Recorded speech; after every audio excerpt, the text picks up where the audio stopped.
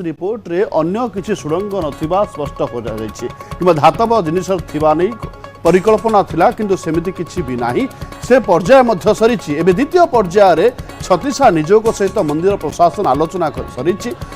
आज शेड्यूल दाखल करिबो एएसआई तुरंत काम आरंभ पई एएसआई को अनुमति पत्र देछि मंदिर प्रशासन आशा करूछु दिने 2 दिन भितरे काम आरंभ हेबो भीतर सफा करिके शीघ्र मरामती आरंभ हेबो आगो मरामती सरिले अस्थायी रत्न भंडाररू अलंकार भीतर को जीवो तापरे एक सुरक्षित परिवेश एवं परिस्थिति रे गणति मणति हेबो एकथा कहिसंती आईन मंत्री पृथ्वीराज हरिचंदन।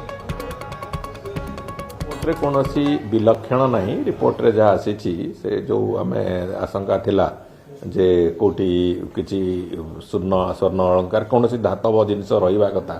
जो थिला गोटे समस्तंकर परिकल्पना से कथा नहीं तेणुकरी से रिपोर्ट जहाँ आसी सारी एवं तेणुकरी से पर्याय सरिला बर्तमान द्वितीय पर्याय होची आमे ए बाबद रे सरकार का निष्पत्ति और छत्तीसा नियोग सहित प्रायतः मंदिर प्रशासन तरफ आलोचना सरी एवं से बाबद रे तांकर जो शेड्यूल दबा कथा आज सुधा से माने एसआई तार शेड्यूल दब तार वर्क शेड्यूलटा देला परे तुरंत से काम को आरंभ करिया पई एसआई को निर्देश दिया है एवं मंदिर प्रशासन तरफ भी मुख्य प्रशासक गतकाली एसआई को जो परमिशन लेटर दबा कथा से परमिशन लेटर दे सारी तुरंत काम आरंभ करने को से दृष्टिकोण आम आशा करूँ दिने 2 दिन भितर एसआई तांकर काम आरंभ करेंगे और जो यथा समय आम जमी कहूँ जनवरी 31 आम टार्गेट रखीचु जे से भितर मरामती एवं गणति मणति जोड़िक जाक कम सारे आम आशा करूँ से तारीख भितर आम से कमटी को सफलतार सहित सारी पार। बाराहा पाई राति अनिद्रा चाष जमी कुड़िया करी राति तमाम जगुछंती चाषी हाथ में लाइट डाकबाजी जंत्र विभिन्न साइरन दे बाराहा घौड़ेबा पाई उद्यम चलाई चाषी एभली दृश्य देखा मिली गंजाम जिला छत्रपुर ब्लॉक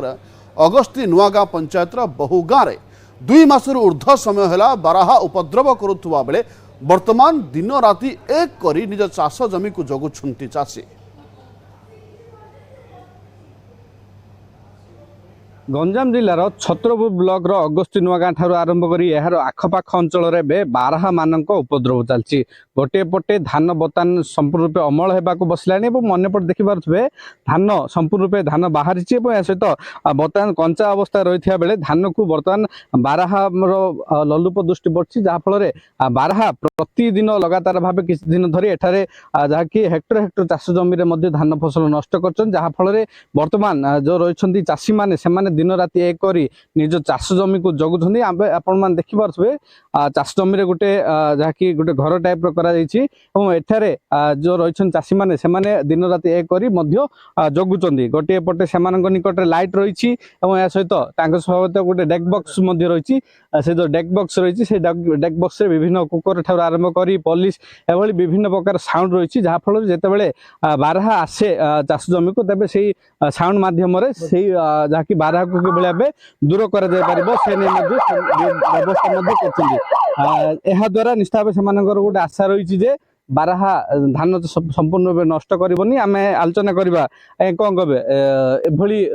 जगिबार कारण कौन आज्ञा दिन राति जगी जगी बारहा को पारि पारनु एकटे जमी रही पूरा बारह हजार हजार टका खर्च करी किसी लाभ नहीं से भली आम फरेस्ट डिपार्टमेंट को गलु बारह कौन बंदोबस्त कर से किसी मन कान दौरान कितु आम इे खाई खाई जाऊँ आज्ञा हजार हजार लोकसान हो सरकार आमर किसी करूना भली तो कौन बंदोबस्त करिए तो भल हम आगामी ना चाषी मैंने यहाँ आम 2 मास है आगे बसचु एवं कितु जगी दौरान जगु जगु खाई दौरान तापाई कौन समाधान कौन करिए सरकार से आम निष्पत्ति चाहूँ आज्ञा देखुले गोटे चाषी मान रही से दिन राति एक करी चाष जमी को जगुछंती आम आ कि आलोचना करबा आगे कौन कहे आपन केते हेक्टर चाष जमी रही बर्तमान गोटे एकटे जमी करछि सकाळ 6 रु राति 6 रु जाउछि सकाळ 6 को जाउछि एबे सगुटे जमी खाइ देलानी आ भूमि दिवहन अछि आ सेति जगी जगी लास्ट खाइले खाइला छाड़ दे पळेबी आ कोन करी केतरा रु केतरा पर्यंत संध्या 6 रु राति सकाळ 6 जाय रहउ खाइबा पीबा रात खाइबा टिफिन धरी पड़े जाए हाँ टिफिन धरी पड़े आपन भय लागुनी जे कौन करू आ खंड जोटे हमर जीवन सिटे आ खंड पड़ला कौन पिला माई कुआड़ धरी पड़ार अछि आ किन जगु एकुटिया कौन करू आज्ञा राति निद्रा जगुछु आ के जगया ना जा बेल रे सिया जगुछु आज्ञा ଆପଣ କଣ କହିବେ କେତେ ଏକର ଆଜ୍ଞା 8 ବଣ କରିଛି, 3 ବଣ ଖାଇଦେଲାଣି, ଆଉ 5 ବଣ ଅଛି। ଆଉ ସେ 5 ବଣ ଖାଇଦେଲେ ଘରୁ କୁଲା ପଟି ଧରି ପଳେଇ ଅଛି। ଆଉ ଏବେ କେମିତି କଣ ଜଗୁଛ କଣ? ଏକେଲା ଆଜ୍ଞା ଜଗୁଛି ଆଜ୍ଞା। ଆମ ଘରେ ଆଉ କିଏ ଅଛି କି? ସବୁ ତ ଝିଅ ପିଲା ଯାକ, ଆମର ଆଉ କିଏ ନାହିଁ। ଜଣେ ଆଜ୍ଞା ମୋ ପୁଅ ପିଲା, ସବୁ ତ ଖାଇ ପଳେଇଲାଣି। ଆଉ କଣ ନିହାତି ଶୁଣୁଥିଲେ ଦୁଃଖର ସହିତ ଚାଷୀ ମାନେ କହୁଛନ୍ତି। ଆଉ କିଛି ପ୍ରତିକ୍ରିୟା ନେବା ଆଜ୍ଞା କଣ କହିବେ? ଆପଣ ମଧ୍ୟ ସ୍ଥାନୀୟ ବାସିନ୍ଦା, କେତେ ଦିନ ହେଲା ଏମିତି ରହିଛି? ନିଶ୍ଚୟ ଭାବରେ ଦେଖନ୍ତୁ, ଇଏ ଯୋଉ ଛତ୍ରପୁର ବ୍ଲକ ଅନ୍ତର୍ଗତ ଅଗସ୍ତିନ ଗାଁଟି ରହିଛି, ଇଏ ସମ୍ପୂର୍ଣ୍ଣ ଭାବରେ ଚାଷୀ ଉପଯୋଗୀ ଗାଁଟି। ଚାଷୀର ଉର୍ବର ଜମି ରହିଛି ଏବଂ ଏଠାରେ ଧାନ ଚାଷ ପ୍ରମୁଖ ଚାଷ କରାଯାଏ ଆଉ ଲଙ୍କା ଚାଷ କରାଯାଏ। କିନ୍ତୁ ଯେତେବେଳେ ପୂର୍ବରୁ ଦେଖନ୍ତୁ ବିଗତ 5 ବର୍ଷରୁ 7 ବର୍ଷ ତଳେ ଏଠି ଧାନ ଆରାମସେ କରୁଥିଲେ ଲୋକମାନେ, ଆଉ ପ୍ରଚୁର ପରିମାଣରେ ଏଠାରେ ଧାନ ଉତ୍ପାଦନ କରୁଥିଲେ। କିନ୍ତୁ ବର୍ତ୍ତମାନ ଏଭଳି ବଡ ବାରା ହୋଇଛି ଯେ ଯୋଉ ଆମେ ସରକାର ବି କହୁଛନ୍ତି ଯେତେବେଳେ ଯୋଉ ବିଦେଶକୁ ଯାଉଥିଲେ ଲୋକମାନେ, ଆଉ ବର୍ତ୍ତମାନ ବିଦେଶ ଯିବା ବ୍ୟତୀତ ଆଉ କିଛି ନାହିଁ। କାରଣ ଏଠାରେ ଆଉ ଚାଷ କରିବା ପାଇଁ କିଏ ମନ ଲଗାଉନାହାନ୍ତି। କାରଣ ଏ ବାରା ଉପଦ୍ରବ ଏତେ ମାତ୍ରାରେ ବଢି ଯାଇଛି ଯେ ସେମାନେ ଆଉ ଏ ଚାଷ କରିବାର ସୁଯୋଗ ଦିଅନ୍ତିନି। କାରଣ ଆରମ୍ଭରୁ ଜଗିବାକୁ ପଡିବ ଏବଂ ଶେଷ ପର୍ଯ୍ୟନ୍ତ। କାରଣ ରୋଜଗାର ପାଇଁ ମୂଲିଆଟିଏ ଯାଏ, ରୋଜଗାର କରି ଦିନଟାକୁ ପରିଶ୍ରମ କରି ଆସେ, ହାଡ଼ଭଙ୍ଗା ପରିଶ୍ରମ କରେ ଏବଂ ସନ୍ଧ୍ୟା 6ରୁ ସକାଳ 6 ପର୍ଯ୍ୟନ୍ତ ଏ ବିଲରେ ଗୋଟିଏ କୁଡ଼ିଆ ଅସ୍ଥାୟୀ କୁଡ଼ିଆ କରନ୍ତି ଏବଂ ସେ କୁଡ଼ିଆରେ ବସନ୍ତି। ନିହାତି ଏବେ ଆମେ ଶୁଣୁଥିଲେ, ଆମ ସହିତ ଅନେକ ଚାଷୀ ରହିଥିଲେ ଯେଉଁମାନେ କି ଯେହେତୁ ତାଙ୍କର ଯୋଉ ଧାନ ଚାଷ ରହିଛି, ସେଇ ଧାନ ଚାଷ ଜମିକୁ ବାରାହା ମାନଙ୍କର ଉପଦ୍ରବ ହେଉଛି, ଯାହାଫଳରେ ହେକ୍ଟର ହେକ୍ଟର ଚାଷ ଜମି ମଧ୍ୟ ନଷ୍ଟ ହେବାକୁ ବସିଲାଣି। ଏବଂ ଏହାକୁ ଦୃଷ୍ଟି ରଖି ସେମାନେ ଦିନ ରାତି ଏକ କରି ଏଭଳି ଭାବେ ଯୋଉ କୁଡ଼ିଆ ରହିଛି ସେ କୁଡ଼ିଆ କରି ଜଗୁଛନ୍ତି ଏବଂ ଆଶା ରଖିଛନ୍ତି ଯେ ଯେଭଳି ଭାବେ ଯୋଉ ଧାନ ଅମଳ ହୋଇଛି ଏବଂ ବର୍ତ୍ତମାନ କଞ୍ଚା ଅବସ୍ଥା ରହିଛି, ପାଚିଲା ଅବସ୍ଥା ପର୍ଯ୍ୟନ୍ତ ତାକୁ